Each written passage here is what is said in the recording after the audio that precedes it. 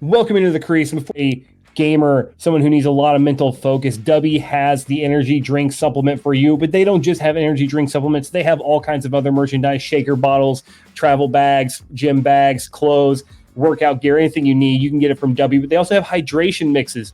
Everything you need, nothing you don't. None of that sugar, multidextrin, no fillers, no additives, no supplements, no colors and artificial colors and flavors or anything like that. It's all natural, all good for you, all healthy. So go check out Dubby. You can use our code to get 10% off. The code is the house call, all caps. Once again, that's the house call, all caps. Or you can use the link in the description of this video to go get you some Dubby and get that dub, baby. Now, Ian, we are going to start off with a division that's near and dear to my heart, the Atlantic. The one Boston's in second in?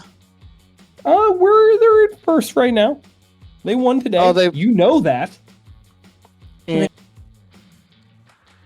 Yeah, they did. Wow. Yeah. I do remember that. I remember that. I had to hide my phone at work. I had to hide my phone at work so I could watch that thing just to watch us losing a shootout. Thanks, Mush, for not. We had every Okay, nope. That's a rant for another day. I'm just saying. You should know they're not in second anymore. They are in first right now. But that does not take away from the fact that the Panthers have been on a heater since the All-Star break, winning 9 of their last 10, and the Leafs are not far behind, winning 8 of their last 10, while the Bruins have gone 4-4-2 and seem to be cooling off and sort of coming back down to earth here right now from a division which we thought they had well in hand no more than a month ago.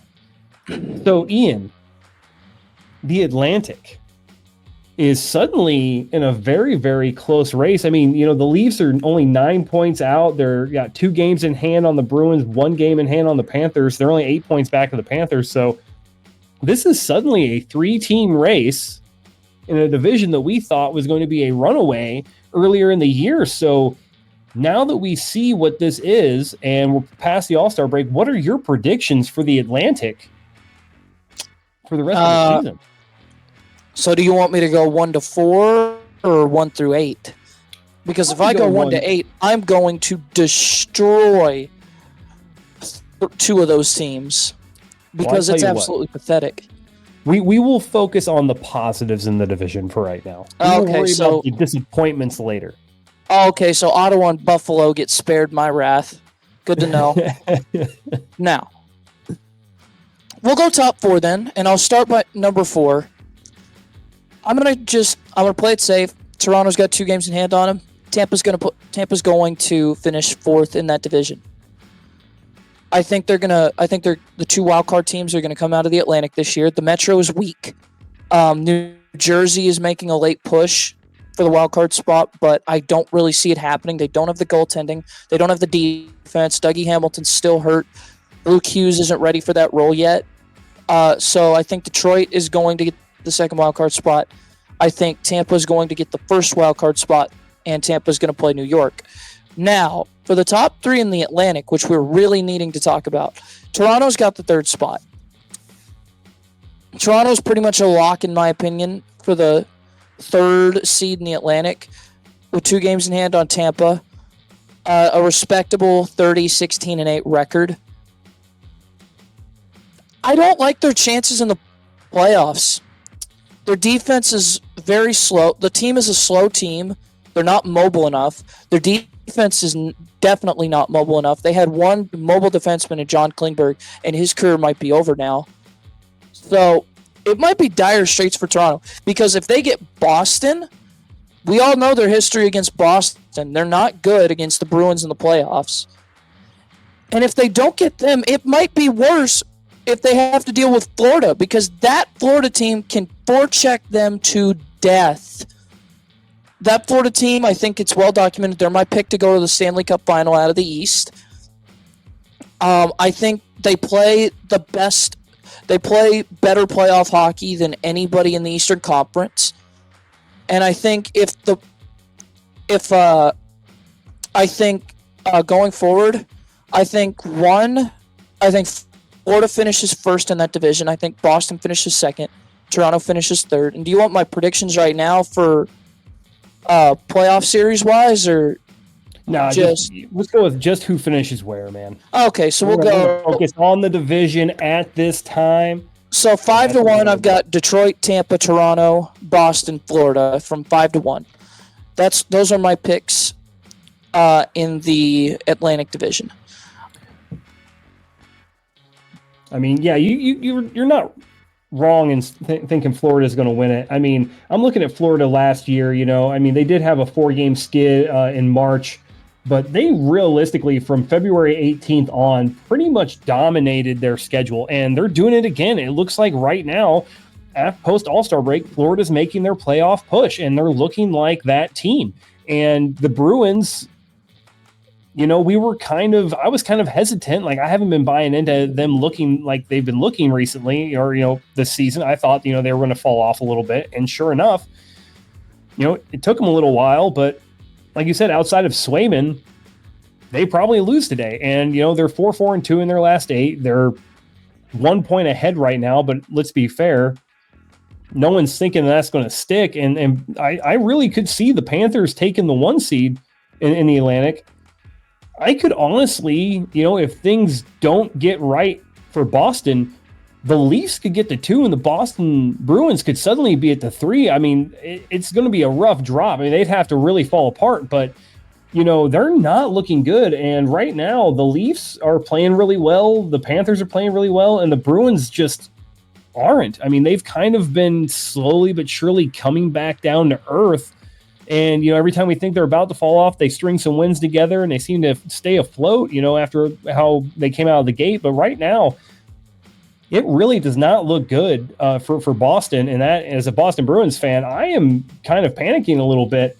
I do think you're right. I think both wildcard spots probably come out of here. I do think that the Devils are going to make a push.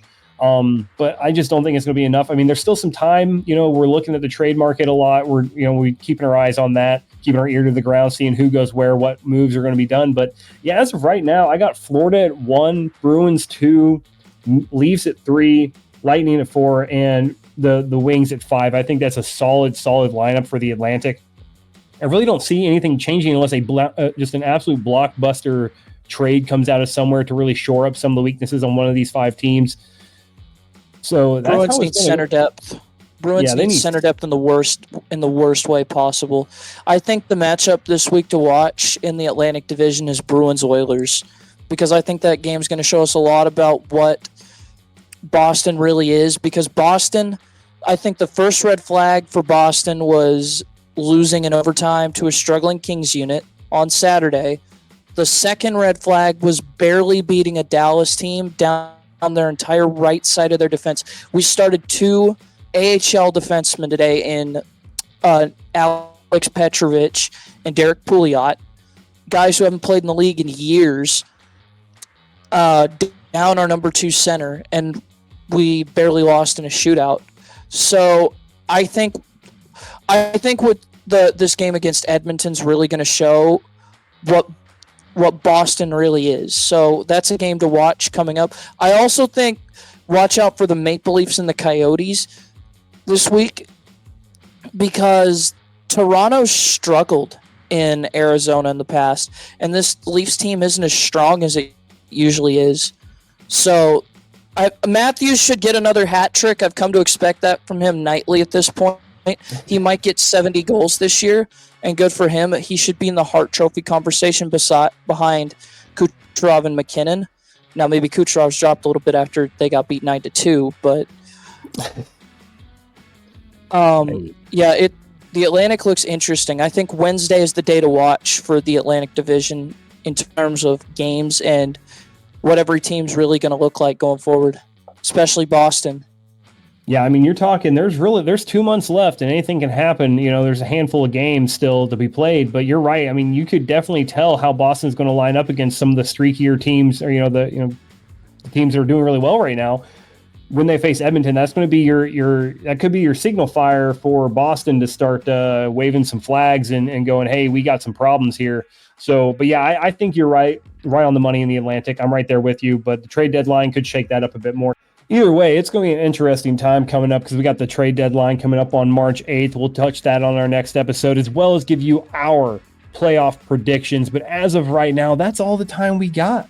That's all we got, man. We gave you our divisional breakdowns. Be sure to like, comment, and subscribe on all of the Crease offerings on YouTube, as well as all of the other House Call channels on YouTube. You can check those channels out on the YouTube channel for the Crease. You can also go to see all of our House Call content on Facebook, Instagram, TikTok, Twitter, YouTube, and Spotify. Be sure to like, comment, subscribe, share the content, help this community grow, and be sure to check out all of our affiliates on our website. That is at www.thehousecall.com. We'll see you next time. Peace.